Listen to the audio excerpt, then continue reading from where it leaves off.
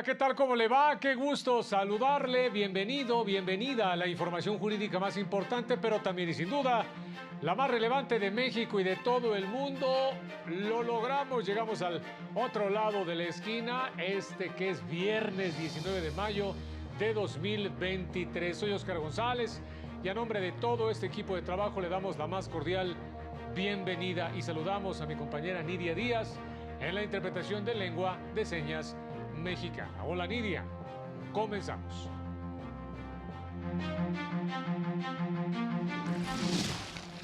La Corte revisará acuerdo del Ejecutivo Federal que le permite disponer de las Fuerzas Armadas de manera permanente para tareas de seguridad. Los impartidores de justicia tienen la posibilidad de ayudar a la gente a vivir con tranquilidad, aseguró la ministra Ríos Farjat. La primera sala de la Corte determinó que la pensión compensatoria en sus vertientes asistencial y resarcitoria son independientes. La inteligencia artificial ofrece herramientas para garantizar el acceso a la justicia, afirma el magistrado Reyes Rodríguez Mondragón. Oiga, qué gusto saludarle. Desde luego, digamos, inicio de alguna manera de fin de semana con todas las noticias. Muy buenas noches. Vámonos con la información. El Pleno de la Suprema Corte tiene previsto analizar y resolver la próxima semana asuntos relacionados con la protección de datos personales y seguridad pública.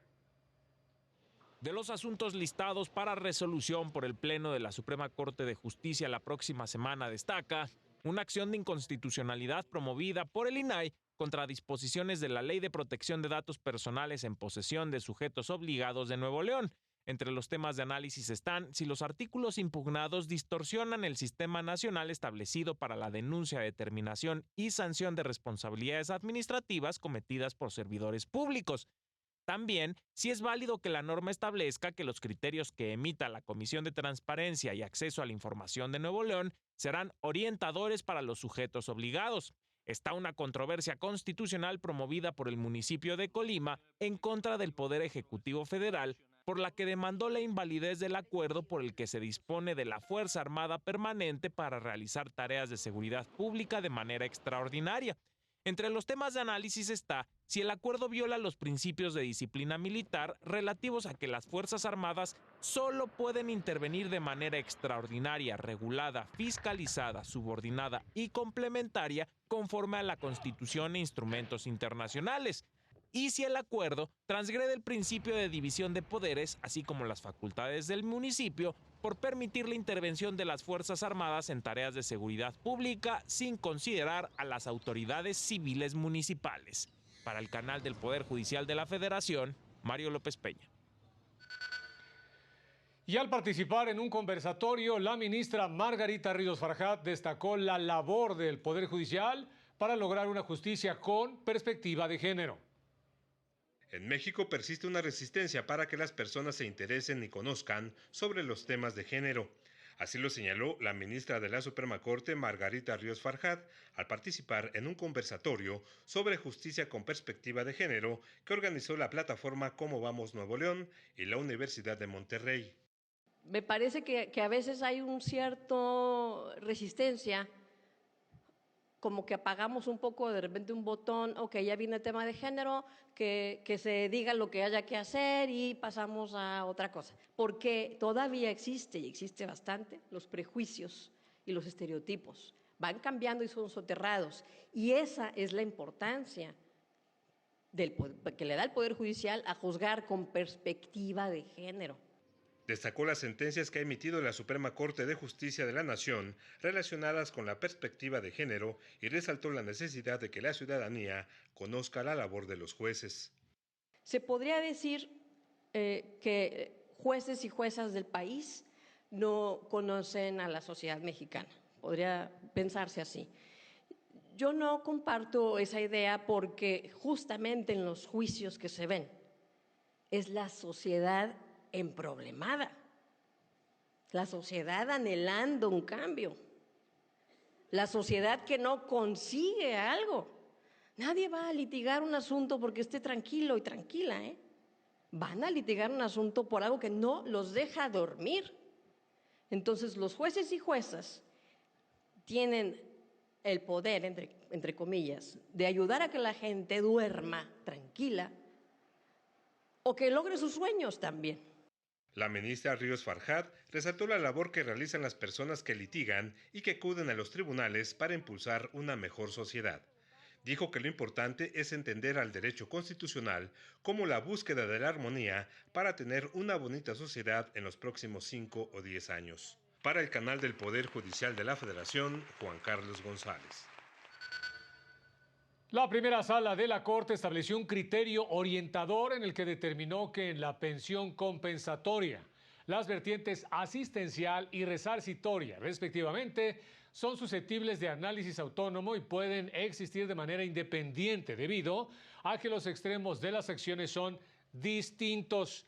La sala explicó que la pensión compensatoria no se reduce exclusivamente a una vertiente asistencial derivada del deber de solidaridad familiar, sino que posee también un aspecto resarcitorio que obedece a razones y fines distintos a los asistenciales.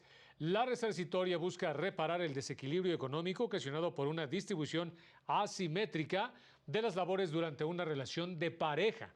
Por ello, se considera que esta puede existir de manera autónoma de la pensión asistencial, toda vez que la pensión compensatoria tiene como supuesto de procedencia el desequilibrio patrimonial, generando por una distribución desigual de los trabajos domésticos. Ante ello, el juzgador deberá analizar cada caso conforme a una perspectiva completa de la situación patrimonial de las partes, a fin de confeccionar el remedio o combinación de medidas adecuadas para satisfacer los principios de justicia y protección de la familia en el caso concreto. Durante un foro organizado por la Suprema Corte, académicos resaltaron el valor del nuevo sistema de precedentes en la impartición de justicia. Es necesario que las escuelas de derecho transformen la manera en que se estudia la jurisprudencia. Sobre todo, aseguró Michael Roland Negrete Cárdenas, académico de la Facultad de Derecho de la UNAM, tras la reforma judicial de 2021 en México. Hay que preguntarnos por qué seguimos la jurisprudencia, por qué muchos sistemas jurídicos siguen precedentes, en qué momento una resolución judicial se convierte en precedente, por qué consideramos que tienen autoridad ciertas resoluciones y otras no. Dentro del seminario permanente sobre precedentes judiciales, el investigador destacó el valor de este sistema para la impartición de justicia. El sistema de precedentes tiene un rico potencial para dar mayor material argumentativo para la resolución de casos concretos. La reforma judicial de 2021 estableció los parámetros para un sistema de precedentes. Esto quiere decir que bastará con la argumentación en un asunto resuelto por mayoría calificada, ya sea por el Pleno o las salas de la Corte, para darle obligatoriedad al criterio. Para el canal del Poder Judicial de la Federación, Mario López Peña. Sobre este mismo tema, que se destacó que el nuevo formato de tesis es un mecanismo sumamente efectivo para comunicar los precedentes de un caso, especialmente para comprender el alcance de los criterios judiciales previos y dar seguimiento correcto, aunque tiene una gran oportunidad de mejorarse, señalaron juzgadores. En la mesa de análisis, el papel de las tesis en el sistema de jurisprudencia por precedentes, organizado por la Suprema Corte, reconocieron que las sentencias son tan abundantes y variadas que en ocasiones es complicado lograr la síntesis que el nuevo formato de tesis requiere. Toda vez indicaron que se debe contener no solo el rubro, sino la narración de los hechos, el criterio jurídico y su justificación para distinguir con claridad los elementos que la integran. Horas y horas y horas batallamos en una sesión para poder afinar en un párrafo los hechos del caso de unas tesis que estábamos publicando, porque es muy difícil encapsular en unas cuantas líneas no solo los hechos, sino los matices y los detalles que son los importantes, que son los que te van afinando el tamaño del problema en el que te pronuncias.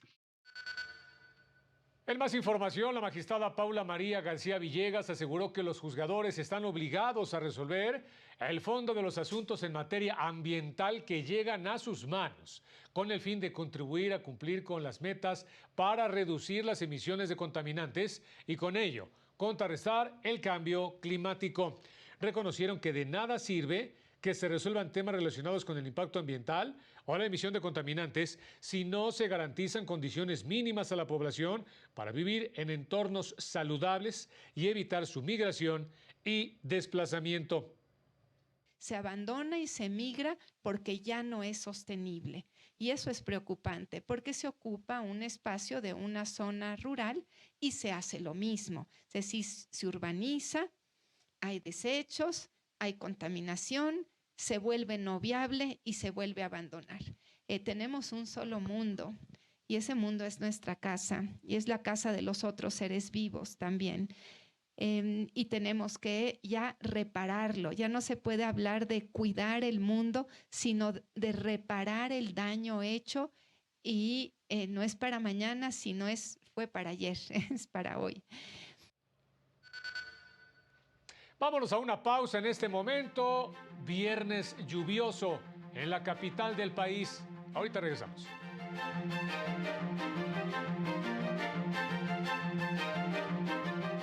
Al regresar, demandan regular Internet para proteger derechos de los usuarios.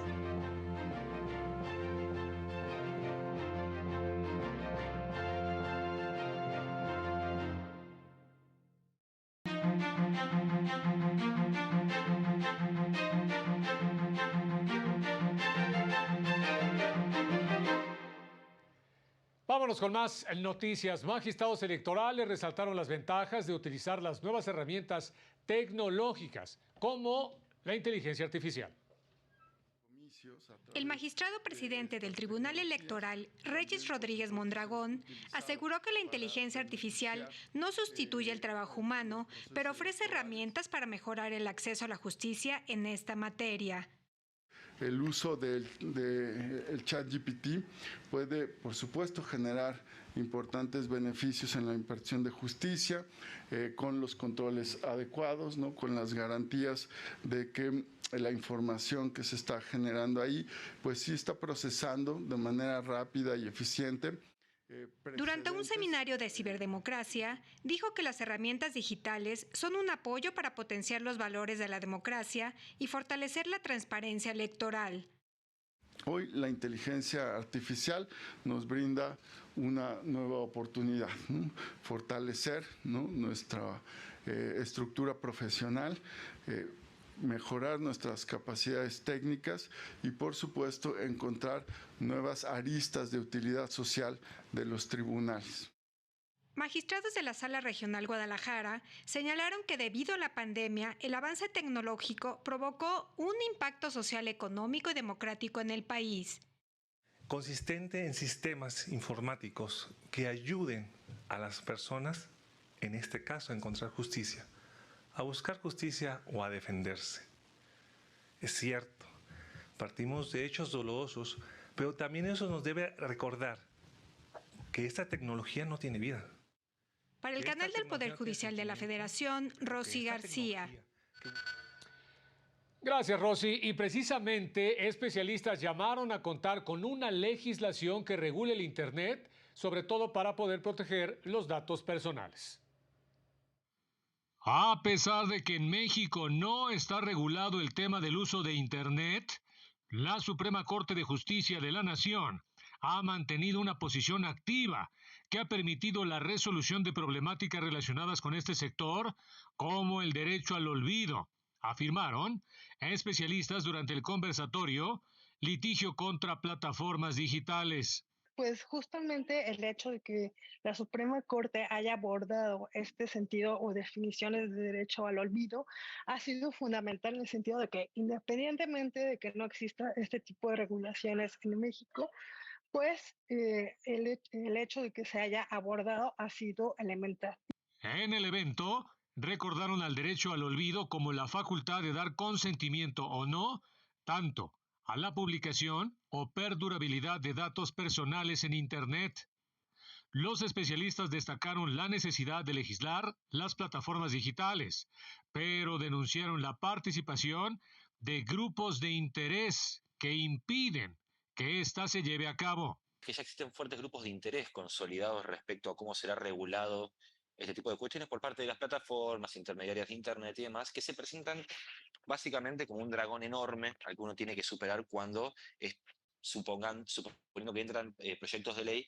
De acuerdo con la Asociación Mexicana de Internet, en México hay 96.87 millones de usuarios de esta herramienta, el mayor crecimiento en los últimos 8 años, con 9.3%, y con el 80.8% de la población mayor a 6 años conectada. Informarle que la Sala Regional Especializada descartó que los secretarios de Gobernación, Adán Augusto López, y de Relaciones Exteriores, Marcelo Ebrard, hayan incurrido en actos anticipados de campaña y precampaña por la pinta de bardas en diversas ciudades del país, con la imagen y nombre del encargado de la política exterior y con la leyenda "Con Marcelo sí". La Sala descartó que hubieran realizado promoción personalizada usando recursos públicos y vulnerando los principios de neutralidad y equidad. Además, no se observó que buscaran el apoyo de la población y, en consecuencia, que pretendieran posicionarse como posibles candidatos a la presidencia de la República. El nada modificaría la resolución relacionada con esta queja, en la que específicamente se denunciaron los espectaculares en diversas zonas de Boca del Río en Veracruz. Representan una campaña sistemática, ¿no? Organizada, orquestada, planificada, en fin, para posicionar a Marcelo Ebrard. Y ese es el planteamiento destacado que tenemos que estudiar y contestar. Especialistas universitarios advirtieron que debe cambiar la estrategia del gobierno para atender los crecientes flujos migratorios. A poco más de una semana de la expiración de las medidas restrictivas aplicadas en la frontera entre México y Estados Unidos para evitar la propagación de COVID-19, mejor conocido como Título 42, los encuentros con migrantes han disminuido, sin embargo, las deportaciones han aumentado en el país vecino.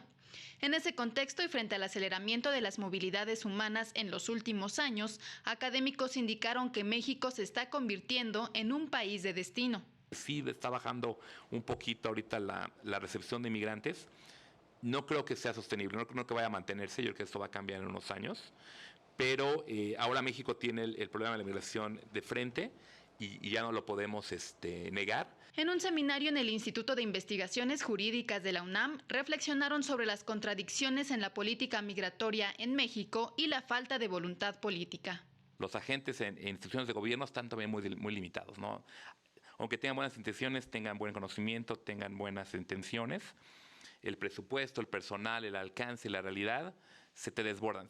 Para el canal del Poder Judicial de la Federación, Laura Murillo. Justamente el INE dio a conocer que la lista de connacionales residentes en el exterior, que manifestó su intención de participar en los próximos comicios en los estados de México y Coahuila, asciende a más de 2.600. Para que la ciudadanía conozca los procesos del voto en el extranjero, el INE dio a conocer los puntos a seguir para que las y los mexicanos que vivan fuera del país puedan votar por Internet y presencial. Para poder dar certeza de frente a la ciudadanía, que conozcan todos los procesos, cómo los llevamos a cabo, para que puedan tener todos los elementos y puedan, en su caso, dar un seguimiento puntual. La consejera Claudia Zavala señaló que la lista nominal de electores residentes en el extranjero garantiza los derechos político-electorales de los connacionales. Allá se van a revisar que estén en la lista y después se les va a dar un código QR, que es el que les va a permitir a la ciudadanía poder ingresar al sistema, a la ciudadanía de Coahuila o del Estado de México, para poder ejercer su derecho a voto. El INE ha incluido 1,765 paquetes electorales postales del Estado de México y 857 paquetes de Coahuila. Para el canal del Poder Judicial de la Federación, Rosy García. Otra de las notas destacadas del día de hoy, Grupo México Transportes informó que elementos de la Marina ocuparon las instalaciones de Ferrosur, empresa concesionada por el gobierno federal para prestar el servicio de transporte de carga en la región sureste, en el tramo Coatzacoalcos-Medias Aguas. Ello luego de que se publicara el decreto en el Diario Oficial de la Federación que ordena la ocupación temporal e inmediata de dicho tramo ferroviario por parte de Ferrocarril del Istmo de Tehuantepec S.A.D.C.B., empresa de participación estatal mayoritaria. En un comunicado, la empresa señaló que analiza la sorpresiva e inusitada toma de sus instalaciones y que continuará brindando el servicio a los usuarios sin afectaciones por el momento, aunque con la vigilancia de las Fuerzas Armadas. Las breves de México.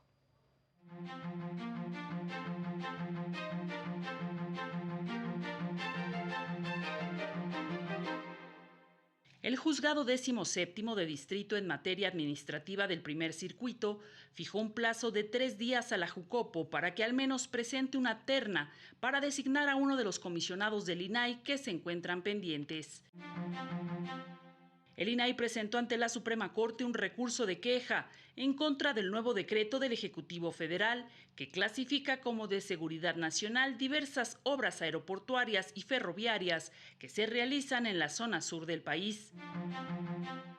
La Fiscalía General de la República dio a conocer que un juez de control vinculó a proceso a 2 elementos de seguridad pública de Yucatán por su responsabilidad en los delitos de abusos, lesiones y daño en propiedad, con el fin de afectar la libertad de expresión en agravio de un periodista.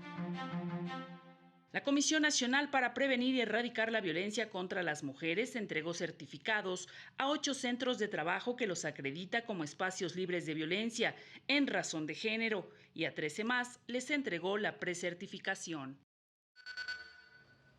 La Corte Constitucional de Ecuador rechazó demandas de inconstitucionalidad interpuestas en contra del decreto 741, en el cual el presidente Guillermo Lasso disolvió la Asamblea Nacional y llamó a elecciones anticipadas. Esto con el fin de desactivar el juicio político que se instauró en su contra por presunto desvío de fondos. Los 3 tribunales que conforman la Sala de Admisión de la Corte Constitucional de Ecuador argumentaron que no tienen competencia para pronunciarse respecto de la grave crisis política y conmoción interna invocada por el presidente para disolver la Asamblea Nacional.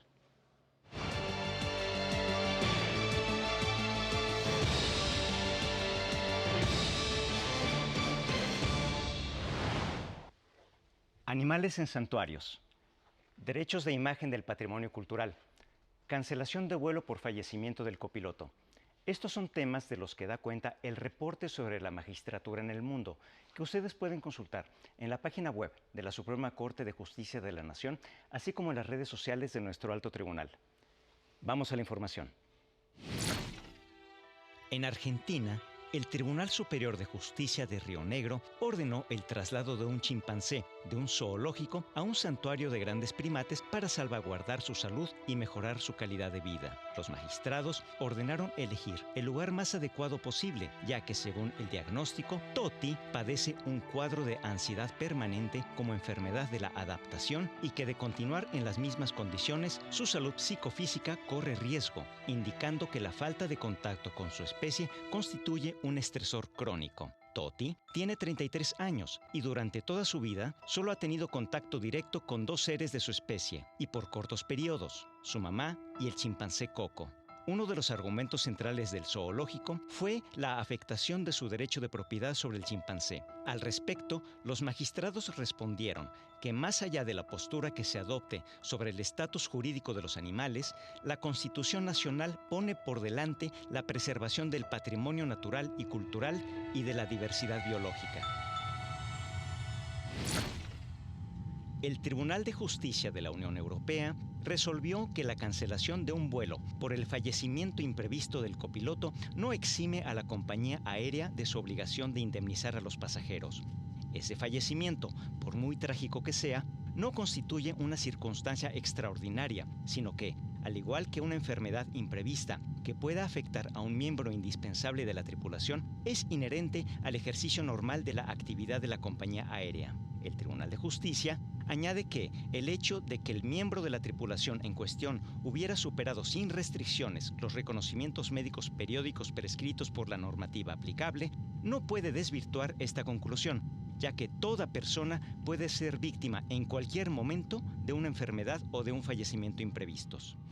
Finalmente, en Italia, el Tribunal de Florencia reconoció el derecho a la imagen del patrimonio cultural, esto como expresión del derecho constitucional a la identidad colectiva de los ciudadanos que se reconocen en una misma nación.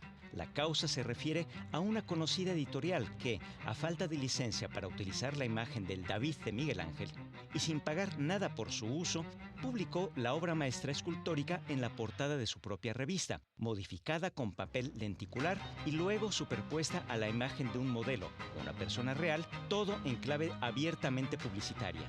El tribunal estableció que la reproducción no autorizada de la imagen del David produjo un perjuicio de carácter material vinculado al impago de la tasa por el uso del bien calculado en 20.000 euros, pero sobre todo un daño de carácter inmaterial cuantificado en 30.000 euros, ya que la editorial con la técnica lenticular ha comparado insidiosa y maliciosamente la imagen del David de Miguel Ángel con la de un modelo, desvalorizando, ofuscando, mortificando y humillando el alto valor simbólico. Para el canal del Poder Judicial de la Federación, Alejandro Anaya Huertas. Vámonos rápidamente al Colegio Nacional con mi compañera Lorena Sánchez con los detalles de la inauguración de la exposición temporal Ofrendas Ocultas de Fernando Aceves. Hola Lorena, adelante. Muy buenas noches, Oscar, Nidia y al auditorio del canal del Poder Judicial de la Federación. Esta tarde fue inaugurada la exposición Ofrendas Ocultas del pintor Fernando Aceves Humana, una obra formada por 33 piezas que le tomaron 12 años de creación al artista. Y esta exposición destaca porque hasta el momento ha sido el único pintor que ha ingresado a las excavaciones del Templo Mayor aquí a unos metros de distancia para documentar la labor arqueológica desde un punto de vista artístico. La curaduría de esta exposición estuvo a cargo de Leonardo López Luján, miembro del Colegio Nacional, quien también participó en la inauguración. Y esta exposición, Ofrendas Ocultas, estará abierta al público gratuitamente hasta el 19 de agosto. ¿Pero de qué trata? Esto nos lo compartió en entrevista su autor, Fernando Aceves Humana. Y lo que yo quiero es mostrar contextos que no pueden mostrarse en un museo o que no pueden transmitirse de la misma forma a partir de foto, que es la cantera, pues, la excavación, el lodo, la humedad, el trabajo y pues las piezas apenas descubiertas, ¿no? Digamos que el Templo Mayor es tan fértil que no todo se puede exponer, no todas las ofrendas se pueden recrear. Y entonces pues a mí lo que me gusta es captar ese momento cuando apenas están saliendo, ¿no? Oscar, recordar que las actividades conmemorativas por el 80 aniversario del Colegio Nacional continuarán este sábado dedicado a la infancia con diversos talleres para niñas y niños a partir de las 11 de la mañana aquí en Donceles 104 Centro Histórico y la clausura el domingo 21 de mayo con un concierto en el Colegio de San Ildefonso. Sin duda una muy buena recomendación para pasar el fin de semana en familia. Es el reporte, Oscar. Muy buenas noches. Sin duda, Lorena, muchas gracias y vamos a estar pendientes. Gracias por ahora con tu reporte. Muy buenas noches. Bueno, pues fíjese que el sector patronal del país llamó a los 3 órdenes de gobierno y a la sociedad a trabajar por la justicia y por la paz. El presidente nacional de Coparmex, José Medina Mora y Casa, dijo que es necesaria una reforma al sistema de justicia que respalde las estrategias de reducción de la violencia y disminución en la cifra negra de homicidios dolosos y llamó a la reconciliación nacional. Que esta búsqueda incesante de paz social pase por el gobierno y detenga la polarización que genera odio, resentimientos y violencia. Construyamos diálogo, cercanía y confianza para reconstruir el tejido social y exijamos a las autoridades hacerlo juntos. Y con esta información nos vamos. Como siempre, muchas gracias por haber estado con nosotros. Manténgase pendiente de esta señal. Soy Oscar González y que tenga un excelente fin de semana. Hasta la próxima.